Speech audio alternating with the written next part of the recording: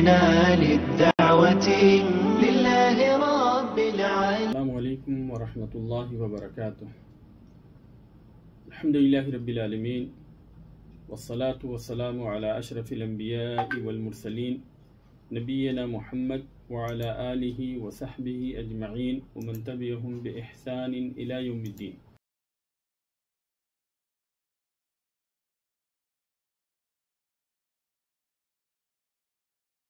آج کی اس درس میں انشاءاللہ سورہ عبس سے متعلق گفتگو ہوگی. اس سورت کی تفسیر انشاءاللہ بیان کی جائے گی. تو سب سے پہلی بات یہ ہے کہ یہ سورت مکی ہے. سورت عبس یہ مکی سورت ہے، اور اللہ تبارک و تعالیٰ نے اس سورت کے اندر خصوصی طور پہ 6 پیغام دیے. سب سے پہلے نبی کریم صلی اللہ علیہ وسلم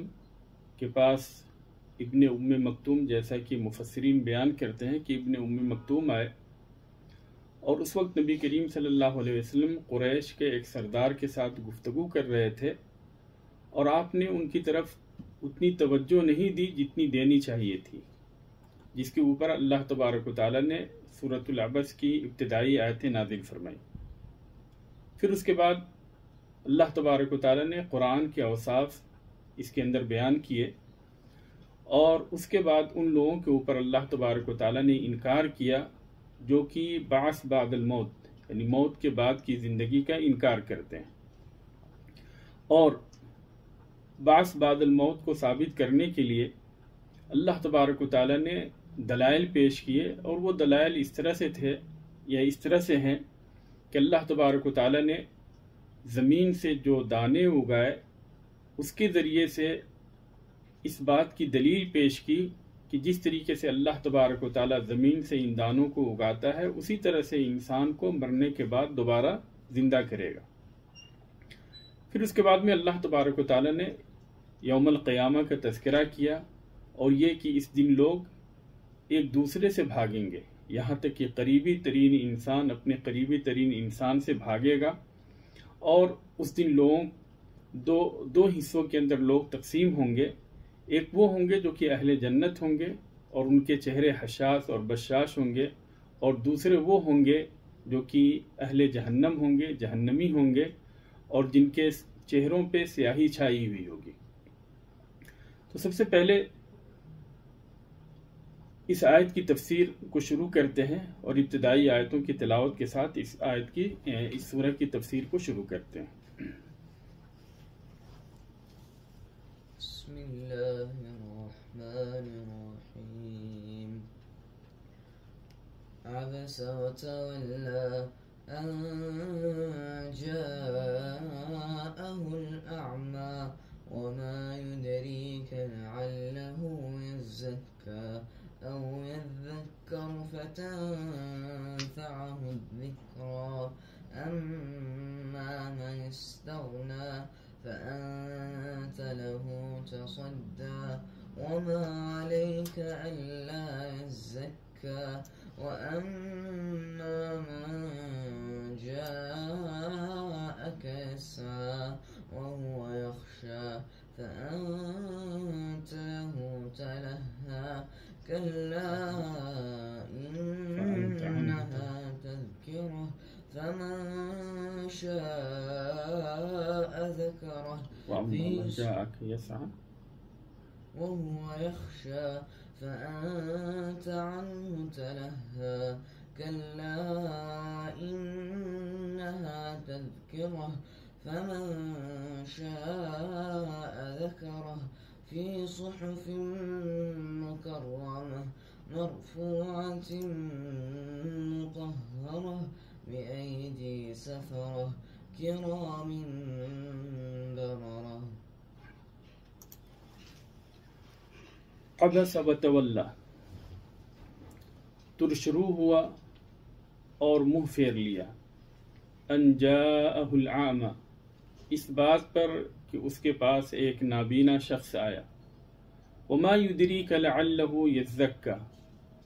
اور آپ کو کیا پتا کہ شاید وہ طہارت حاصل کرتا، او یذکر فتنفعہ الذکر، یا نصیحت حاصل کرتا تو نصیحت اسے فائدہ پہنچاتی۔ اما من استغنا، رہا وہ شخص جو کہ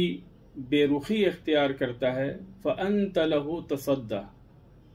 تو آپ اس کی طرف توجہ کرتے ہیں، وما علیک الا یزکی، حالانکہ آپ کے ذمے یہ نہیں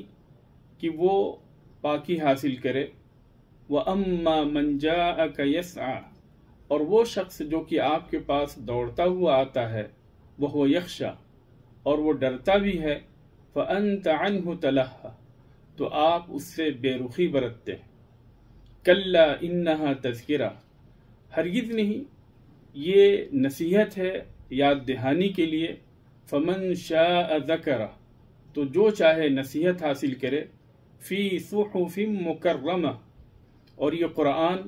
باعزت صحیفوں کے اندر ہے، مرفوعۃ مطہرہ، جو کہ بلند مرتبے والے اور پاکیزہ ہیں، بے ایدی سفرہ،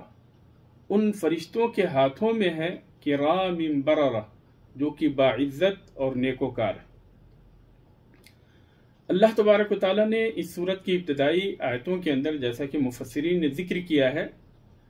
نبی کریم صلی اللہ علیہ وسلم کو خطاب کیا، اور خطاب کرتے ہوئے آپ صلی اللہ علیہ وسلم کی سرزنش ہوئی۔ دراصل واقعہ یہ ہوا کہ نبی کریم صلی اللہ علیہ وسلم قریش کے سرداروں میں سے کسی ایک کے ساتھ محو گفتگو تھے۔ آپ اسے دین کی دعوت دے رہے تھے، توحید کی دعوت دے رہے تھے۔ اسی دوران ابن ام مکتوم، جو کہ ایک نابینا صحابی تھے اور کافی پہلے اسلام لا چکے تھے، وہ نبی کریم صلی اللہ علیہ وسلم کے پاس آئے اور اصرار کے ساتھ کچھ چیزوں کا سوال کرنے لگے تاکہ وہ اس سے نصیحت حاصل کریں اور ہدایت حاصل کریں۔ لیکن نبی کریم صلی اللہ علیہ وسلم یہ چاہ رہے تھے کہ ابن ام مکتوم کچھ دیر تک خاموشی اختیار کریں تاکہ آپ صلی اللہ علیہ وسلم اس سردار کو دعوت دے، اور آپ یہ چاہ رہے تھے کہ یہ اسلام قبول کر لے۔ تو اسی چیز کے اوپر جو آپ صلی اللہ علیہ وسلم نے ابن ام مکتوم سے بے رخی اختیار کی، اس کے اوپر اللہ تبارک و تعالیٰ نے یہ ابتدائی آیتیں نازل فرمائیں، عبس وتولی، کہ ترشروح ہوا اور اپنا چہرہ پھیر لیا، ان جاءہ الاعمی، اس بات پہ کہ اس کے پاس ایک نابینا شخص آیا، وما یدریک لعلہ یزکی، اور اے نبی آپ کو کیا پتا شاید کہ وہ نصیحت حاصل کرتا۔ یعنی آپ سے جو وہ سوال کرنا چاہ رہے تھے، ان سوالوں کا جواب سن کر وہ ہدایت حاصل کرتے اور تزکیہ حاصل کرتے، ان کے لیے طہارت ہوتی۔ او یذکر فتنفعہ الذکر، یا یہ ہے کہ اس سے وہ نصیحت حاصل کرتے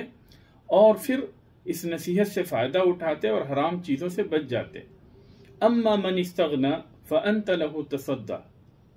لیکن وہ شخص جو کہ بے رخی اختیار کرتا ہے، اگرچہ وہ سردار ہے، قریش کے سرداروں میں سے ایک سردار ہے، لیکن وہ بے رخی اختیار کرتا ہے، تو آپ اس کے اوپر توجہ دیتے ہیں، اس کا دھیان رکھتے ہیں، اور اسے جو ہے خصوصی طور پہ آپ دعوت دے رہے ہیں۔ وما علیک الا یزکی، حالانکہ آپ کے اوپر یہ ذمہ داری نہیں ہے کہ وہ اسلام قبول ہی کر لے اور وہ ہدایت حاصل ہی کر لے، آپ سے اس چیز کا مطالبہ نہیں۔ آپ جو ہے داعی ہیں، اللہ تبارک و تعالیٰ کے پیغام کو پہنچانے والے ہیں، آپ سے اس چیز کا مطالبہ نہیں ہے کہ وہ اسلام قبول ہی کر لے، بلکہ آپ کی ذمہ داری صرف یہ ہے کہ آپ اس دعوت کو لوگوں تک پہنچا دیں۔ وَأَمَّا مَنْ جَاءَكَ يَسْعَى، اور وہ شخص جو کہ آپ کے پاس دوڑا ہوا آتا ہے، وَهُوَ يَخْشَى، اور وہ ڈر بھی رہا ہوتا ہے، یعنی آپ کا ارادہ کر کے، آپ کا قصد کر کے وہ نابینا شخص آپ کے پاس آتا ہے تاکہ آپ سے وہ کچھ سوال کرے، اور اس کے دل کے اندر اللہ تبارک و تعالیٰ کا ڈر بھی ہوتا ہے، فَأَنْتَ عَنْهُ تَلَهَّى، تو آپ اس سے مشغول ہو جاتے ہیں اور آپ اس سے بے رخی اختیار کرتے ہیں۔ اور یہاں سے اللہ تبارک و تعالیٰ نے نبی کریم صلی اللہ علیہ وسلم کو یہ حکم دیا کہ دعوت کسی ایک آدمی کے لیے خاص نہیں ہونی چاہیے، بلکہ دعوت عام ہونی چاہیے، اور اس کے اندر چاہے مالدار ہوں، غریب ہوں، شریف ہوں، کمزور ہوں، اور اسی طریقے سے سردار ہوں یا غلام ہوں، مرد ہوں یا خواتین ہوں، چھوٹے ہوں یا بڑے ہوں، سبوں کے لیے دعوت عام ہونی چاہیے۔ پھر اس کے بعد میں اللہ تبارک و تعالیٰ اپنے بندوں میں سے جسے چاہے وہ ہدایت عطا کر دے اور جسے چاہے صراط مستقیم کے اوپر قائم کر دے، اور حکمت جو ہے اللہ تبارک و تعالیٰ ہی کے لیے ہے، اور وہی بہتر جانتا ہے کہ کون اسلام قبول کرے گا اور کون نہیں قبول کرے گا۔ ابو یعلا اور ابن جریر نے یہاں پہ عائشہ رضی اللہ تعالی عنہ کی ایک روایت نقل کی ہے کہ عائشہ رضی اللہ تعالی عنہ کہتی ہیں کہ یہ صورت یعنی عبس و تولا عبداللہ ابن ام مکتوم جو ایک نابینا صحابی تھے ان سے متعلق نازل ہوئی۔ وہ نبی کریم صلی اللہ علیہ وسلم کے پاس آئے اور آ کر وہ اصرار کے ساتھ یہ کہنے لگے ارشدنی، کہ آپ مجھے اس کے بارے میں بتائیں۔ قالت، اور عائشہ رضی اللہ تعالی عنہ کہتی ہیں وَعِنْدَ رسول اللہ صلی اللہ علیہ وسلم رجل من عظماء المشرکین، کہ نبی کریم صلی اللہ علیہ وسلم کے پاس قریش کے سرداروں میں سے ایک سردار تھا۔ فجعل النبی صلی اللہ علیہ وسلم یعرض عنہ، تو نبی صلی اللہ علیہ وسلم عبداللہ ابن ام مکتوم سے بے رخی اختیار کرنے لگے، اور آپ صلی اللہ علیہ وسلم قریش کے اس سردار کی طرف توجہ دینے لگے۔ تو اسی کے اوپر اللہ تبارک و تعالیٰ نے یہ آیت کریمہ نازل فرمائی، یہ یعنی سورت کی ابتدائی آیتیں اللہ تبارک و تعالیٰ نے نازل فرمائی، عبس و تولا ان جاءہ العامہ۔ اور اس حدیث کو امام ترمذی نے بھی نقل کیا ہے، لیکن اس میں عائشہ رضی اللہ تعالی عنہ کا ذکر نہیں ہے۔ پھر اس کے بعد میں اللہ تبارک و تعالیٰ نے قرآن کے اوصاف بیان کیے، اور قرآن کے اوصاف کو بیان کرتے ہوئے، قرآن کی صفتیں بیان کرتے ہوئے اللہ تبارک و تعالیٰ کہتا ہے کلا انہا تذکرہ، ہرگز نہیں، یہ نصیحت ہے یاد دہانی کے لیے۔ یعنی یہ جو باتیں کہی گئی ہیں یہ نصیحت ہے یاد دہانی کے لیے۔ یہ صورت یا اسی طرح سے یہ واعظ و نصیحت، یہ یعنی یہ واعظ اور یہ صورت نصیحت ہے یاد دہانی کے لیے کہ دعوت کے میدان میں سب کے سب برابر ہیں، اور ہر کسی کو جو ہے برابری کے ساتھ دعوت دی جائے گی، اور اس کے اندر یہ فرق نہیں کیا جائے گا کہ یہ بڑا آدمی ہے اور یہ چھوٹا آدمی ہے، بلکہ اس کے اندر سارے کے سارے برابر ہیں۔ کلا انہا تذکرہ، یہ صورت، اور یہ بھی کہا گیا ہے کہ یہ نصیحت، اور اس کا مطلب یہ بھی بتایا گیا ہے کہ یہ قرآن نصیحت ہے یاد دہانی کے لیے۔ فمن شاء ذکر، تو جو چاہے اللہ تبارک و تعالیٰ کو یاد کرے، اور جو چاہے قرآن کو یاد کر کے نصیحت حاصل کرے، تو اس کے اندر ضمیر جو ہے فمن شاء ذکرہ، ذکرہ کی ضمیر بعض مفسرین نے اس کو اللہ تبارک و تعالیٰ کی طرف پلٹایا ہے، اور بعض مفسرین نے اس کو وحی کی طرف یعنی قرآن کی طرف پلٹایا ہے کہ جو چاہے اس سے فائدہ حاصل کرے۔ فی صحف مکرمہ، اور یہ قرآن باعزت صحیفوں کے اندر محفوظ ہے، مرفوعۃ مطہرہ، جو کہ بلند مرتبے والے ہیں اور پاکیزہ ہیں۔ تو یہ صورت یا اسی طرح سے یہ نصیحت یا یہ قرآن، اگر صورت اور نصیحت کہتے ہیں تو دونوں ایک دوسرے کو لازم ملزوم ہیں، اس لیے کہ اس صورت کے اندر نصیحت ہے، اور نصیحت جو ہے اس صورت کے ذریعے سے کی گئی ہے، قرآن کے ذریعے سے کی گئی۔ تو یہ صورت اور یہ نصیحت، بلکہ پورا کا پورا قرآن یہ باعزت صحیفوں کے اندر ہے، مرفوعۃ مطہرہ، جو کہ بلند قدر ہے، بلند مرتبے والے ہیں، مطہرہ، ہر طرح کے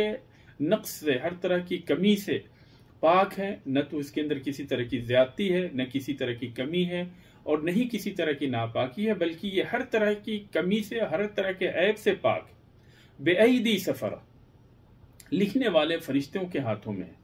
عبداللہ ابن عباس، مجاہد اور ضحاک ابن زید نے یہی تفسیر کی ہے کہ یہاں پہ مراد فرشتے ہیں، کہ ان فرشتوں کے ہاتھوں میں محفوظ ہے۔ اور امام بخاری نے بھی سفرہ کا مطلب الملائکہ ہی بیان کیا ہے کہ یہ فرشتوں کے ہاتھوں میں ہے، اور ان کو سفرہ اس لیے کہتے ہیں، سفیر، فرشتوں کو سفیر اس لیے کہتے ہیں کہ یہ وہ پیغام لاتے ہیں جس کے ذریعے سے لوگوں کو ہدایت حاصل ہوتی۔ اللہ تبارک و تعالیٰ کی طرف سے جو پیغام آتا ہے تو اس پیغام کے ذریعے سے لوگوں کو ہدایت حاصل ہوتی ہے،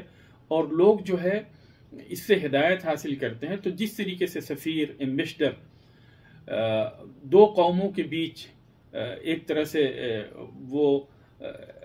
صلح کے کام کرتا ہے، اور اسی طرح سے ایک دوسرے کے پیغام کو پہنچاتا ہے، اسی طریقے سے یہ فرشتے اللہ تبارک و تعالیٰ کے سفیر ہوتے ہیں، اور یہ جو پیغام لے کر آتے ہیں ان کے اندر لوگوں کے لیے بھلائی ہوتی اور لوگوں کے لیے صلح کی بات ہوتی ہے، توحید کی بات ہوتی ہے، ان کی بھلائی کی بات ہوتی ہے، ان کی کامیابی کی بات ہوتی ہے۔ کرام بررہ، اور یہ فرشتے باعزت ہیں اور نیکوکار ہیں۔ اللہ تبارک و تعالیٰ نے انہیں اس حالت میں پیدا کیا ہے کہ وہ لوگ یعنی شرافت کی صفت سے متصف ہیں، اور ان کے اخلاق اور ان کے افعال یہ بہت ہی بہتر ہے۔ اللہ تبارک و تعالیٰ کی ہمیشہ عبادت کرتے رہتے ہیں، سارے کے سارے کام ان کے نیک ہیں، اور اس کے اندر کسی طرح کی کوئی کمی نہیں۔ اور اس طریقے سے اس آیت کے اندر یا ان آیتوں کے اندر اس بات کی رہنمائی کی گئی ہے کہ جو انسان قرآن کے اوپر عمل کرنے والا ہے، جو قرآن کو حاصل کرنے والا ہے، قرآن کے علم کو حاصل کرنے والا ہے، تو اس کے لیے بھی یہی مناسب ہے کہ اس کی بھی یہی ساری کی ساری صفتیں ہوں، کہ وہ نیکوکار ہو، پاکیزہ ہو اور بلند مرتبے والا ہو، اور اس کے اندر کسی طرح کی کوئی کمی نہ ہو۔ کیونکہ عائشہ رضی اللہ تعالی عنہ روایت کرتی ہیں، امام احمد نے اس حدیث کو روایت کیا ہے عائشہ رضی اللہ تعالی عنہ سے، وہ کہتی ہیں قال رسول اللہ صلی اللہ علیہ وسلم، کہ رسول اللہ صلی اللہ علیہ وسلم نے فرمایا الذي يقرأ القرآن وهو ماہر به مع السفرة الكرام البررة، کہ جو انسان قرآن کی تلاوت کرتا ہے، قرآن کو پڑھتا ہے اور وہ اس کا ماہر ہو،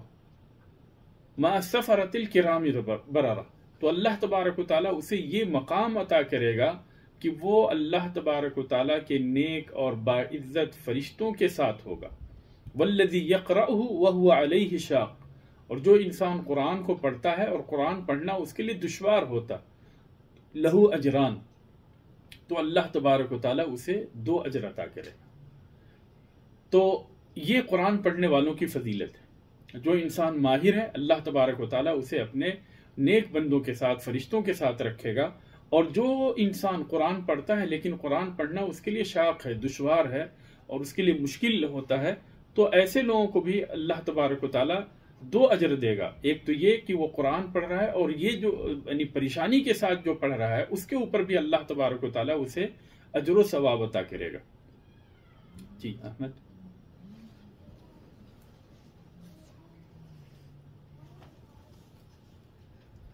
قتل الإنسان ما أكفره من أي شيء خلقه من نطفة خلقه فقدره ثم السبيل يسره ثم أماته فأقبره ثم إذا شاء أنشره كلا لما يقض ما أمره فلينظر الإنسان إلى طعامه أنا صببنا الماء صبا ثم شققنا الأرض شقا فأنبتنا فيها حبا وعنبا وقضبا وزيتونا ونخلا وحدائق غلبا وفاكهة وأبا متاعا لكم ولأنعامكم۔ قتل الانسان ما اکفرہ، مارا جائے انسان کتنا ناشکرا ہے۔ من ای شیء خلق، کس چیز سے اللہ تبارک و تعالیٰ نے اسے پیدا کیا۔ من نطفۃ خلقہ فقدرہ، منی کی بوند سے اللہ تبارک و تعالیٰ نے اسے پیدا کیا، پھر ٹھیک ٹھاک اس کا اندازہ لگایا۔ ثم السبیل یسرہ، پھر راستے کو اس کے لیے آسان کر دیا۔ ثم اماتہ فاقبرہ، پھر اسے موت دی اور قبر تک پہنچایا۔ ثم اذا شاء انشرہ، پھر جب وہ چاہے گا اسے دوبارہ زندگی بخشے گا۔ کلا لما یقض ما امرہ، ہرگز نہیں، اس نے تو اللہ تبارک و تعالیٰ کی حکم کی تعمیل بھی نہیں کی۔ فلینظر الانسان الی طعامہ، تو انسان کو چاہیے کہ وہ اپنے کھانے کو دیکھے۔ انا صببنا الماء صبا، کہ ہم نے کس طریقے سے آسمان سے خوب زیادہ پانی برسائے۔ ثم شققنا الارض شقا، پھر اچھی طرح سے زمین کو پھاڑ دیا۔ فَأَنبَتْنَا فِيهَا حَبًّا، پھر اس کے اندر ہم نے اناج اگائے، وَعِنَبًا وَقَضْبًا،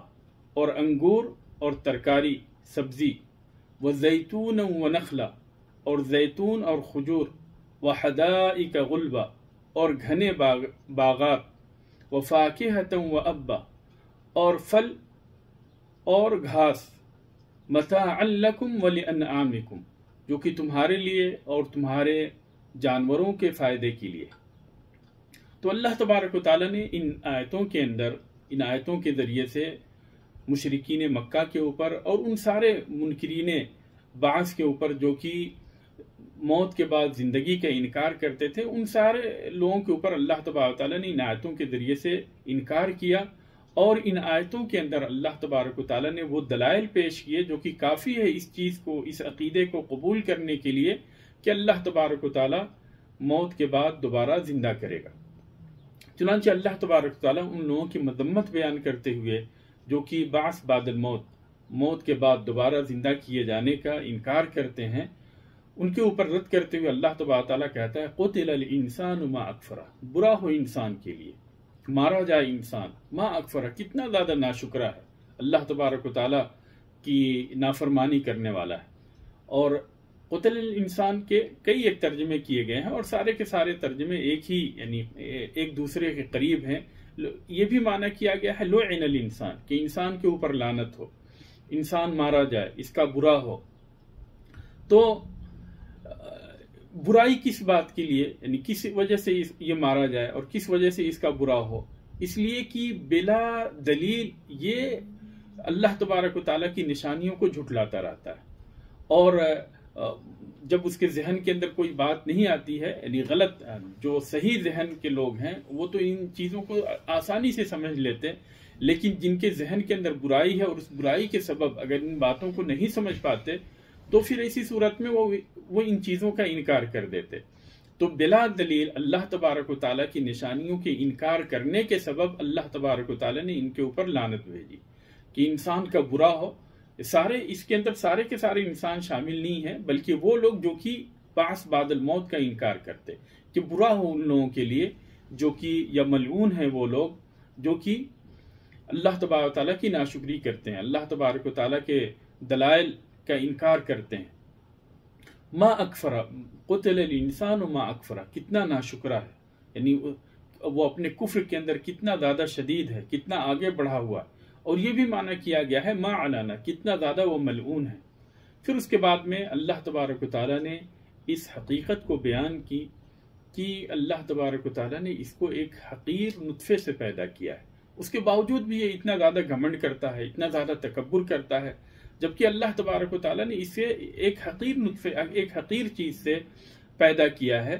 اور جب اللہ تبارک و تعالیٰ اس سے اس کو پیدا کر سکتا ہے تو کیا پھر اللہ تبارک و تعالیٰ اسے دوبارہ زندہ کرنے پہ قادر نہیں ہے؟ یقیناً اللہ تبارک و تعالیٰ اسے دوبارہ زندہ کرنے پہ قادر ہے۔ آگے تو اللہ تبارک و تعالیٰ فرماتا ہے من ای شیء خلقہ من نطفۃ خلقہ فقدرہ، کس چیز سے اللہ تبارک و تعالیٰ نے اسے پیدا کیا؟ نطفے سے پیدا کیا، منی کے بوند سے پیدا کیا، اور پھر اس کو ایک اندازے کے مطابق ٹھیک ٹھاک کیا۔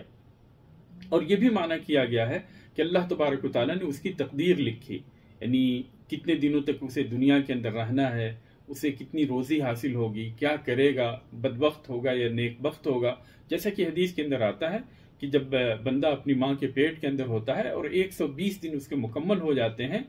تو اللہ تبارک و تعالیٰ فرشتے کو بھیجتا ہے، اور وہ اس فرشتے کو یہ حکم دیتا ہے کہ اس کی عمر کو لکھیں، اس کی روزی کو لکھیں، اس کے عمل کو لکھیں، اور اس بات کو لکھیں کہ وہ شقی ہے یا سعید، یعنی بدبخت ہے یا نیک بخت۔ ثم السبیل یسر، پھر اللہ تبارک و تعالیٰ نے اس کے لیے راستے کو آسان کیا۔ اور اس کی ایک تفسیر یہ بھی کی گئی ہے کہ اس کے لیے اس کی ماں کے پیٹ سے نکلنا، یعنی اس کی ولادت کو آسان کیا۔ اور دوسرا معنی یہ کیا گیا ہے کہ اللہ تبارک و تعالیٰ نے اس کے لیے اس کے راستے کو آسان کیا، یعنی ہدایت کے راستے کو آسان کیا، جیسا کہ اللہ تبارک و تعالیٰ فرماتا ہے انا ہدیناہ السبیل اما شاکرا و اما کفورا، کہ ہم نے اسے راستے کی ہدایت دے دی ہے، اب چاہے تو وہ شکر گزار بنے اور چاہے تو وہ ناشکرہ بنے۔ تو یہاں پہ سبیل سے مراد یہی ہے کہ اللہ تبارک و تعالیٰ نے اسے سیدھے راستے کی رہنمائی کر دی۔ اب چاہے وہ اللہ تبارک تعالیٰ کے شکر گزار بنے اور چاہے تو اللہ تبارک تعالیٰ کو وہ ناشکرہ ہو، یعنی اللہ تبارک تعالیٰ نے اس کے لیے راستے کو واضح کر دیا ہے، آسان کر دیا ہے، اس کے اوپر عمل کرنا بھی اس کے لیے آسان ہے۔ اور یہ جو دونوں معنی بیان کیے گئے ہیں، ان معنوں میں سے یہ آخری معنی جو بیان کیا جا رہا ہے، آخری تفسیر یہی یعنی زیادہ راجح ہے کہ اللہ تبارک و تعالیٰ نے اس کے لیے ہدایت کے راستے کو آسان کر دیا، اس کو واضح کر دیا۔ پھر آگے اللہ تبارک تعالیٰ کہتا ہے ثم اماتہ فاقبرہ، پھر اللہ تبارک و تعالیٰ نے اسے موت دی اور اسے قبر تک پہنچایا، یعنی قبر والا بنایا۔ یہ بھی اللہ تبارک و تعالیٰ کی نعمت ہے کہ اسے دوسرے جانوروں کی طرح سے نہیں چھوڑا کہ جب ان کی موت ہو جاتی ہے تو لوگ انہیں ایسے ہی چٹیل میدان کے اندر لے جا کر پھینک دیتے ہیں اور جانور اس کی لاش کو نوچ نوچ کر کھاتے رہتے۔ تو اللہ تبارک و تعالیٰ نے انسانوں کے ساتھ ایسا سلوک نہیں کیا، بلکہ یہ اللہ تبارک و تعالیٰ کی نعمت ہے، اللہ تبارک تعالیٰ کے کرم ہے کہ اللہ تبارک و تعالیٰ نے اسے قبر والا بنایا، اسے قبر کے اندر پہنچایا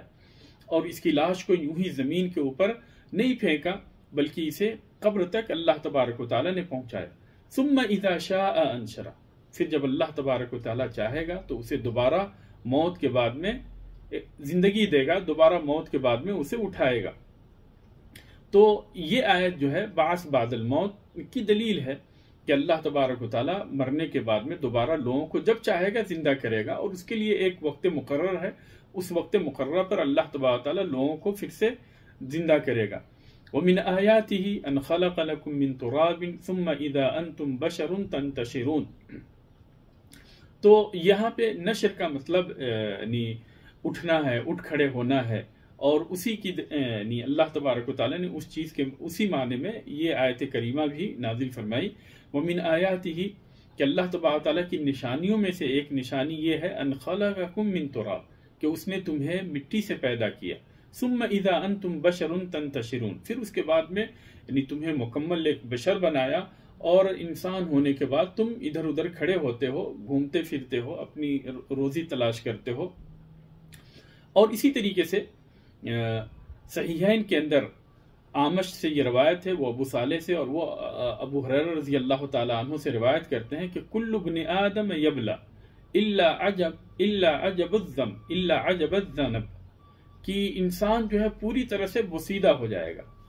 یہ مٹی کے اندر مل جائے گا، جب اسے قبر کے اندر دفن کیا جائے گا تو یہ مٹی کے اندر مل جائے گا اور پورے طور پہ بوسیدہ ہو جائے گا سوائے ریڑھ کی ہڈی کے نچلے حصے کے۔ منہ خلق وفیہ یرکب، اسی سے پیدا کیا گیا اور اسی سے پھر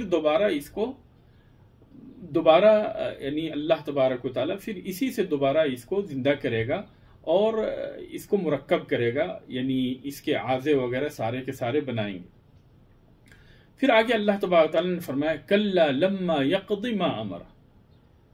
ہرگز نہیں، یہ تو اللہ تبارک و تعالیٰ کی حکم کی تعمیل بھی نہیں کرتا، یعنی اللہ تبارک و تعالیٰ نے جن چیزوں کا اسے حکم دیا ہے ان حکم کے اوپر، ان احکام کے اوپر یہ عمل بھی نہیں کرتا، بلکہ اللہ تبارک و تعالیٰ کے احکام کی نافرمانی کرتا ہے، اور جو فرائض، جو احکامات اس کے لیے اللہ تبارک و تعالیٰ نے نازل فرمایا ہے ان احکام کے اوپر یہ عمل نہیں کرتا، اس کی پیروی نہیں کرتا، اور اللہ تبارک و تعالیٰ کی اطاعت و فرمانبرداری نہیں کرتا ہے۔ اور پھر اس کے بعد میں اللہ تبارک و تعالیٰ نے جو زمین سے جو اناج نکالے اور اسی طرح سے دوسرے پھل فروٹ اور دوسری چیزیں جو اللہ تبارک و تعالیٰ نے نکالی، ان ساری چیزوں کے ذریعے سے ان سارے چیزوں کو بطور دلیل اللہ تبارک و تعالیٰ پیش کر رہا ہے کہ جس طریقے سے اللہ تبارک و تعالیٰ زمین سے اناج کو نکالتا ہے، پھل فروٹ کو نکالتا ہے، اسی طریقے سے اللہ تبارک و تعالیٰ انسان کو بھی دوبارہ زندہ کرے گا۔ چنانچہ اللہ تبارک تعالیٰ نے فرمایا فَلْيَنْظُرِ الْإِنسَانُ إِلَى طَعَامِهِ، انسان کو چاہیے کہ وہ اپنے کھانے کو دیکھے، اور اس کے اندر اللہ تبارک تعالیٰ کی طرف سے احسان بھی ہے کہ اللہ تبارک و تعالیٰ نے اس کے لیے کھانے پینے کی ساری چیزیں پیدا کی، اور اس کے لیے زمین سے، یہ زمین جو کہ مرجھا چکی تھی اور اس کے اوپر اللہ تبارک تعالیٰ نے بارش برسا کر اس کو زندہ کیا، اور اس سے جو ہے اللہ تبارک تعالیٰ نے اناج نکالے، کھانے پینے کے مختلف چیزیں نکالی۔ تو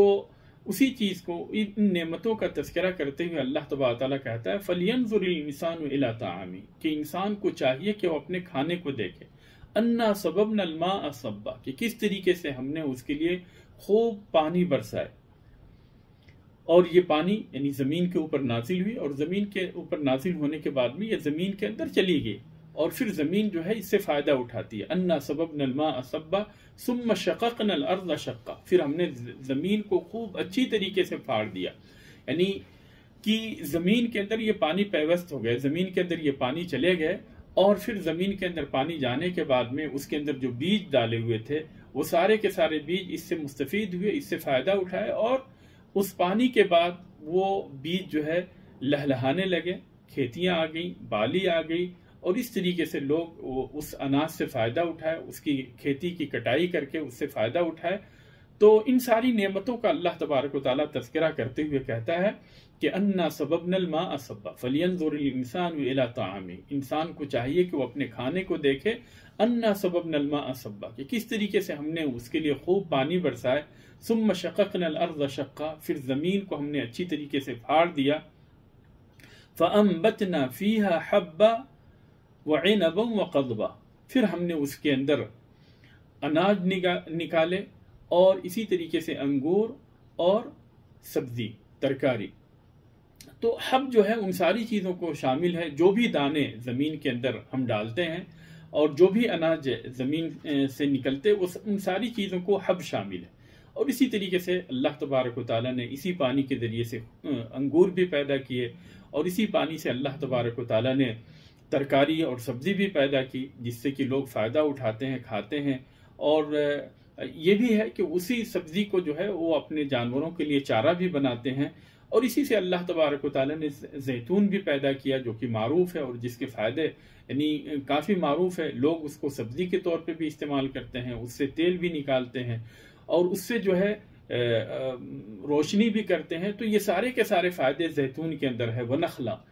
اور اسی طریقے سے اللہ تبارک و تعالیٰ نے کھجور بھی پیدا کی، کھجور کے درخت نکالے، اور اس کے اوپر جو ہے پھل لگائے، جن پھلوں کو انسان کھاتا ہے، اور اس کے کھانے کے مختلف طریقے ہوتے ہیں، کبھی یہ کچی کھجوریں ہوتی ہیں، اور کبھی جو ہے یہ رطب کی شکل میں ہوتی ہیں، اور کبھی یہ سوکھی کھجور ہوتی ہیں۔ تو مختلف طریقے سے انسان ان کھجوروں کو کھاتا ہے اور ان سے فائدہ اٹھاتا ہے۔ تو اللہ تبارک و تعالیٰ اپنی ان ساری نعمتوں کا تذکرہ کر رہا ہے، وَحَدَائِقَ غُلْبًا، اور اسی طریقے سے گھنے باغات بھی اللہ تبارک و تعالیٰ نے اگائے، اور غلب کہتے ہیں یعنی جو کہ گھنے ہو، گنجان ہو، اس کو یعنی غلب کہتے ہیں، وَفَاكِهَةً وَأَبًّا، اور اسی طریقے سے اللہ تبارک و تعالیٰ نے پھل فروٹ اگائے، اور ابا، اور جانوروں کے لیے چارہ بھی اللہ تبارک و تعالیٰ نے اگائے۔ تو فاکہہ یعنی ہر وہ اس پھل کو کہتے ہیں جو کہ یعنی رطب حالت کے اندر، نمی کی حالت میں جس کو کھایا جائے تو اس کو فاکہہ کہتے ہیں۔ اور اب کہتے ہیں ان چاروں کو جو کہ زمین سے نکلے اور جسے جانور کھایا کرتے ہیں، جسے انسان نہیں کھاتے بلکہ صرف جانوروں کے لیے جو چارے خاص ہوتے ہیں ان کو اب کہتے ہیں۔ اس آیت کی تفسیر کے اندر ابو عبید القاسم بن سلام نے ابراہیم تیمی سے روایت کی ہے، سئل ابو بکر الصدیق رضی اللہ تعالی عنہ عن قوله تعالی وفاکہۃ وابا، کہ ابو بکر صدیق رضی اللہ تعالی عنہ سے اس آیت کی تفسیر کے بارے میں پوچھا گیا کہ فاکہۃ وابا کا کیا مراد ہے، یعنی اب سے کیا مراد ہے؟ فاکہہ تو معروف ہے لیکن اب سے کیا مراد ہے؟ تو اس کے جواب میں ابو بکر رضی اللہ تعالی عنہ نے کہا کہ ای سماء تظلنی وَأَيُّ أَرْضٍ تُقِلُّنِي إِن قُلْتُ فِي كِتَابِ اللَّهِ مَا لَا عَالَمْ، کہ مجھے کون سا آسمان سایہ دے گا، میرے اوپر سایہ فگن ہوگا، اور کون سی زمین میرے اس بوجھ کو اٹھائے گی اگر میں اللہ تبارک و تعالیٰ کی کتاب میں، اللہ تبارک و تعالیٰ کی کتاب کی تفسیر میں ایسی بات کہوں جس کا مجھے پتہ نہیں۔ تو اس یعنی اثر کے اندر اس بات کی یہ دلیل ہے کہ صحابہ کرام اپنی طرف سے اگر نبی کریم صلی اللہ علیہ وسلم سے انہیں تفسیر کا علم نہیں ہوتا تو وہ اپنی طرف سے قرآن کی تفسیر میں کوئی بات نہیں کہا کرتے تھے۔ لیکن آج ہم میں سے بہت سارے لوگوں کی حالت یہ ہے کہ وہ اپنی طرف سے جو چاہتے ہیں کہتے ہیں، اور اپنے آپ کو سب سے بڑا علامہ سمجھتے ہیں، اور جو چاہتے ہیں قرآن کے بارے میں، قرآن کی تفسیر کے بارے میں کہا کرتے ہیں، اور ذرہ برابر بھی پرواہ نہیں کرتے کہ اگر ہماری یہ تفسیر غلط ہو گئی اور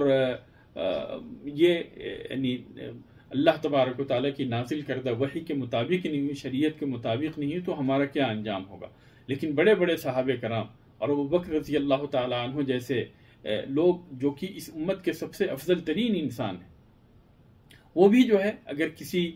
آیت کی تفسیر کے بارے میں انہیں پتہ نہیں ہوتا تو پھر ایسی صورت میں وہ اپنی طرف سے کوئی بات نہیں کہا کرتے تھے۔ اور ابن جریر نے انس رضی اللہ تعالی عنہ سے یہ روایت کی ہے کہ عمر بن خطاب رضی اللہ تعالی عنہ نے یہ صورت پڑھی عبس وتولی فلما اتى على هذه الآية، اور جب اس آیت پر پہنچے وفاکہۃ وابا، تو انہوں نے کہا کہ عرفنا الفاکہہ فما الاب، کہ ہمیں تو معلوم ہے کہ فاکہہ یعنی پھل فروٹ، اس کے بارے میں تو ہمیں معلوم ہے، لیکن اب کیا ہے؟ فقال لعمرک یا ابن الخطاب ان هذا لهو التکلف، تو انس بن مالک نے کہا کہ یا ابن خطاب، اللہ کی قسم ابن خطاب، ان هذا لهو التکلف، یہ یعنی تکلف کی بات ہے، اور یہ صحیح سند سے یہ چیز ثابت ہے۔ تو دراصل اس کا مطلب یہ تھا، انس بن مالک رضی اللہ تعالیٰ عنہ کے قول کا یہ مطلب یہ تھا کہ انہیں یہ پتہ ہے، شکل کے بارے میں پتہ ہے، لیکن اس کی جنس کیا ہے اور اس کی نوعیت کیا ہے، ان ساری چیزوں کے بارے میں عمر رضی اللہ تعالیٰ عنہ نے یہ بات کہی کہ ان کو یہ پتہ نہیں کہ اس سے کون کون سے جنس مراد ہیں اور اس کی نوعیت کیا ہے، ان ساری چیزوں کے بارے میں انہیں تفصیل کا پتہ نہیں۔ تو بہرحال یعنی یہ دونوں آثار جو ذکر کیے گئے ہیں ابو بکر اور عمر رضی اللہ تعالیٰ عنہ کے، اس سے یہ بات ثابت ہوتی ہے کہ صحابہ کرام قرآن کے بارے میں، قرآن کی تفسیر سے متعلق اپنی طرف سے کوئی چیز نہیں کہا کرتے تھے۔ فَأَنبَتْنَا فِيهَا حَبًّا وَعِنَبًا وَقَضْبًا، تو ہم نے یعنی اس زمین سے اناج نکالے اور انگور اور ترکاری، وَزَيْتُونًا وَنَخْلًا، اور زیتون اور کھجور، وَحَدَائِقَ غُلْبًا، اور گھنے باغات، وَفَاكِهَةً وَأَبًّا، اور پھل فروٹ اور جانوروں کے لیے چارے۔ پھر آگے اللہ تبارک تعالیٰ کہتا ہے متاعا لکم ولانعامکم، جو تمہارے اور تمہارے جانوروں کے فائدے کے لیے۔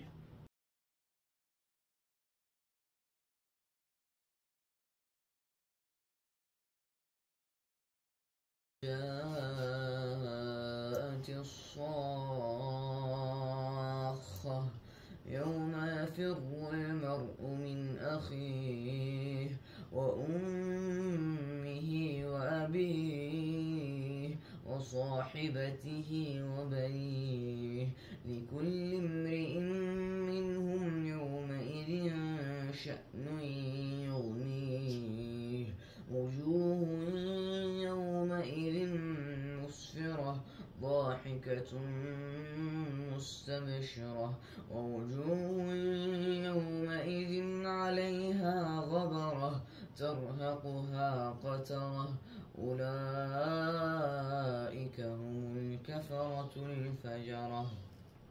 فَإِذَا جَاءَتِ الصَّاخَّةُ،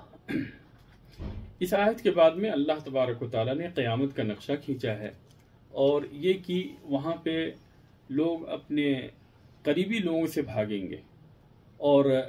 اس دن جو ہے لوگ دو طرح کے ہوں گے، ایک وہ ہوں گے جو کہ جنتی ہوں گے اور دوسرے وہ ہوں گے جو کہ جہنمی ہوں گے۔ چنانچہ اللہ تبارک تعالیٰ نے فرمایا فَإِذَا جَاءَتِ الصَّاخَّةُ، کہ جس دن کان کو بہرا کر دینے والی آواز آئے گی، سخت چیخ آئے گی۔ یوم یفر المرء من اخیہ، اس دن بھائی اپنے بھائی سے بھاگے گا، وامہ وابیہ، اور اپنی ماں اور اپنے باپ سے بھاگے گا، وصاحبتہ وبنیہ، اور اپنی بیوی اور اپنے بچوں سے بھاگے گا، لکل امرئ منہم یومئذ شأن یغنیہ، اس دن ہر ایک آدمی کی ایک حالت ہوگی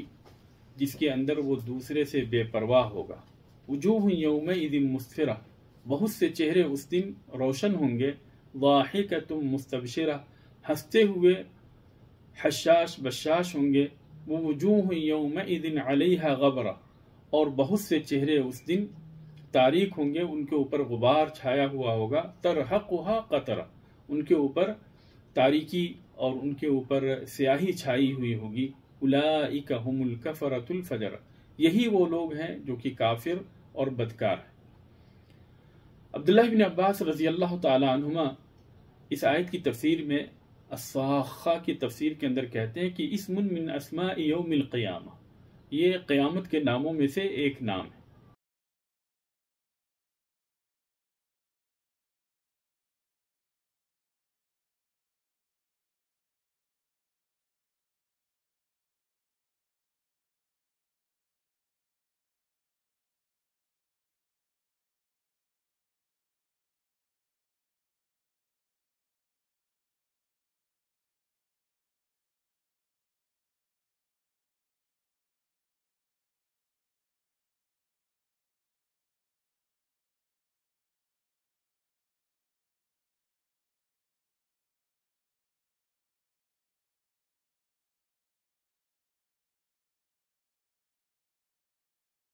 عبداللہ بن عباس رضی اللہ تعالیٰ عنہما اس آیت کی تفسیر میں کہتے ہیں الصاخہ، اس آیت کی تفسیر میں عبداللہ بن عباس رضی اللہ تعالیٰ عنہما کہتے ہیں کہ یہ قیامت کے ناموں میں سے ایک نام ہے، اور یہ بھی کہا گیا ہے کہ پہلی بار جو پھونک ماری جائے گی، اس پھونک کو اس سور کے اندر جو پھونک ماری جائے گی پہلی بار، اس کو صاخہ کہا گیا ہے، کیونکہ اتنی شدید آواز ہوگی کہ اس آواز کی وجہ سے کان بہرے ہو جائیں گے۔ تو جس دن یہ چیخ آئے گی، یہ آواز شدید آواز آئے گی، کان بہرے ہو جائیں گے۔ یوم یفر المرء من اخیہ، اور اس دن کی حالت کو بیان کرتے ہوئے اللہ تبارک تعالیٰ کہتا ہے کہ اس دن آدمی اپنے بھائی سے بھاگے گا، وَأُمِّهِ وَأَبِيهِ، جو اس کے سب سے قریبی رشتہ دار ہیں ان سارے لوگوں سے وہ بھاگے گا، اپنی ماں سے، اپنے باپ سے بھاگے گا، وَصَاحِبَتِهِ وَبَنِيهِ، اور اپنی بیوی اور اپنے بچوں سے بھاگے گا۔ دنیا کے اندر انہی سارے لوگوں کے لیے وہ ہر طرح کی محنت کرتا تھا، ہر طرح کی کوشش کرتا تھا، لیکن قیامت کے دن ان سارے لوگوں سے بھاگے گا، وہ اپنی حالت کے اندر پریشان ہوگا۔ اور صرف وہی نہیں بلکہ انبیاء علیہ السلام کے پاس بھی جب لوگ جو ہے شفاعت کے لیے پہنچیں گے قیامت کے دن کہ آپ ہمارے لیے شفاعت کر دیں، تو وہ بھی کہیں گے نفسی نفسی، مجھے میرے حال پہ چھوڑ دو، اس لیے کہ اس دن یعنی کی گھبراہٹ ہی ایسی ہوگی، اور اس دن کی حالت ہی ایسی ہوگی کہ ہر انسان اپنے اپنے میں پریشان ہوگا۔ اور بڑے یعنی اولو العزم رسول بھی جو ہے، جو کہ سارے رسولوں میں سب سے بلند پائے کے ہیں، وہ بھی کہیں گے کہ مجھے میرے حال پہ چھوڑ دو، یہاں تک کہ عیسیٰ ابن مریم بھی کہیں گے کہ لا اسألہ اليوم الا نفسی، کہ آج جو ہے میں صرف اپنی ہی بارے میں سوال کروں گا، کسی دوسرے کے بارے میں کچھ نہیں پوچھ سکتا۔ اور اسی چیز کو اللہ تبارک تعالیٰ نے بیان کرتے ہوئے کہا کہ یوم یفر المرء من اخیہ، کہ اس دن آدمی اپنے بھائی سے بھاگے گا، وَأُمِّهِ وَأَبِيهِ، اور اپنی ماں اور اپنے باپ سے بھاگے گا، وَصَاحِبَتِهِ وَأَخِيهِ، وَصَاحِبَتِهِ وَبَنِيهِ، اور اپنی بیوی اور اپنے بچوں سے بھاگے گا، یعنی جو بھی قریبی رشتہ دار ہیں ان سے بھی بھاگے گا، اور جو دور کے رشتہ دار ہیں تو ان سے تو اور بدرجہ والا بھاگے گا۔ یعنی اس دن حالت ہی کچھ اور ایسی ہوگی کہ لوگوں کو صرف اپنی ہی پڑی ہوگی، اور صرف وہ اپنے ہی بارے میں سوچیں گے، دوسرے کے بارے میں وہ نہیں سوچ سکتے۔ لِكُلِّ امْرِئٍ مِّنْهُمْ يَوْمَئِذٍ شَأْنٌ يُغْنِيهِ، یعنی ان میں سے ہر ایک انسان کی اس دن ایسی حالت ہوگی جو اسے دوسرے سے بے پرواہ کر دے گی۔ ابن حاتم عبداللہ ابن عباس رضی اللہ تعالیٰ عنہما سے روایت کرتے ہیں کہ قال رسول اللہ صلی اللہ علیہ وسلم، کہ رسول اللہ صلی اللہ علیہ وسلم نے فرمایا تحشرون حفاة عراة مشاة غرلا، کہ تم لوگ قیامت کے دن اس طریقے سے دوبارہ زندہ کیے جاؤ گے، اور تمہیں اکٹھا کیا جائے گا کہ تم ننگے پاؤں ہوگے، ننگے جسم ہوگے، اور پیدل ہوگے، اور بغیر ختنہ کیے ہوئے اٹھائے جاؤ گے۔ یعنی جس طرح سے تم اپنی ولادت کے دن تھے، تمہارا ختنہ نہیں ہوا تھا، اسی طرح سے تم اس دن بھی اکٹھے کیے جاؤ گے۔ قال فقالت زوجته یا رسول اللہ، تو عبداللہ ابن عباس رضی اللہ تعالیٰ عنہما کہتے ہیں کہ نبی صلی اللہ علیہ وسلم کی بیویوں میں سے ایک بیوی نے کہا کہ یا رسول اللہ ننظر بعضنا عورت بعض، کہ ہم یعنی قیامت کے دن، اس دن ہم ایک دوسرے کی شرمگاہ کو دیکھیں گے، یعنی جب ننگے اٹھائیں گے تو ہماری نظر ایک دوسرے کے اوپر پڑے گی، کیا ایسا ہوگا؟ قال لكل امرئ منهم يومئذ شأن يغني، تو نبی صلی اللہ علیہ وسلم نے فرمایا کہ اس دن ہر انسان اپنی اپنی حالت کے اندر مشغول ہوگا، اور اسے دوسرے کی ذرہ برابر بھی فکر نہیں ہوگی، یعنی وہ اپنی ہی حالت میں اس قدر پریشان ہوگا کہ وہ دوسرے کی طرف دیکھ ہی نہیں سکتا، اس کی نظر دوسرے کی طرف جا ہی نہیں سکتی۔ تو انسان کی یہ حالت ہوگی۔ آج جب انسان جو ہے راستے چلتا ہے اور کسی کے جسم کے اوپر تھوڑا سا کپڑا ہٹا ہوا ہوتا ہے تو اس کو بار بار نگاہوں سے گھورتا ہے، دیکھتا ہے، لیکن اس دن کی حالت یہ نہیں ہوگی۔ اس دن حالت یہ ہوگی کہ انسان خود اپنے بارے میں اس قدر مشغول ہوگا،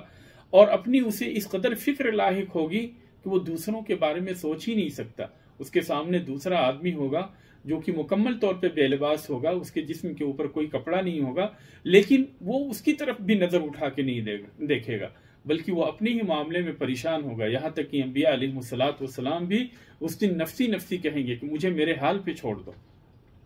عبداللہ ابن عباس رضی اللہ تعالی عنہما ہی ایک دوسری روایت کے اندر بھی اسی طرح کی بات انہوں نے نقل کی ہے نبی صلی اللہ علیہ وسلم سے کہ نبی صلی اللہ علیہ وسلم نے جب بیویوں میں سے ایک بیوی نے یہ کہا کہ اللہ کے رسول کیا ہم یعنی ایک دوسرے کی شرمگاہ کو دیکھیں گے اس دن، یعنی بطور سوال انہوں نے یہ بات پوچھی، تو نبی صلی اللہ علیہ وسلم نے پھر یہی جواب دیا لِكُلِّ امْرِئٍ مِّنْهُمْ يَوْمَئِذٍ شَأْنٌ يُغْنِيهِ، کہ اس دن ہر آدمی اپنے اپنے حال کے اندر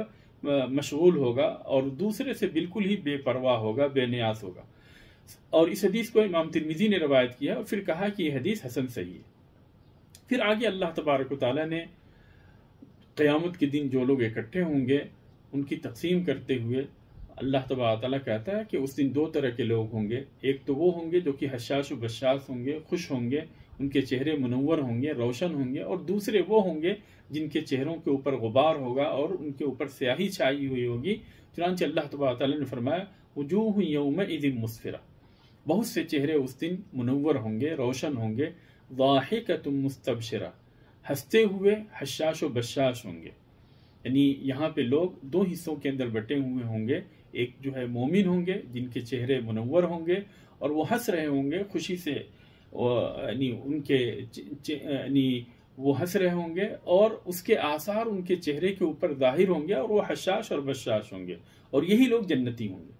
وَوُجُوهٌ يَوْمَئِذٍ عَلَيْهَا غَبَرٌ، اور اس دن کچھ چہرے ایسے ہوں گے جن کے اوپر غبار چھایا ہوا ہوگا، تَرْحَقُهَا قَطَرَةٌ، اور ان کے اوپر سیاہی چھائی ہوگی، اور یہ وہ لوگ ہوں گے جو کہ کافر اور فاجر ہوں گے، یعنی ان کے چہرے کے اوپر سیاہی چھائی ہوگی اور غبار آلود ہوں گے ان کے چہرے، اور یہ کافر اور فاجر ہوں گے، جیسے کہ اللہ تبارک تعالیٰ نے فرمایا کہ اولئک هم الکفرۃ الفجرہ، یہی لوگ ہوں گے جو کہ کافر ہوں گے اور بد کردار ہوں گے۔ تو اس طریقے سے اللہ تبارک و تعالیٰ قیامت کے دن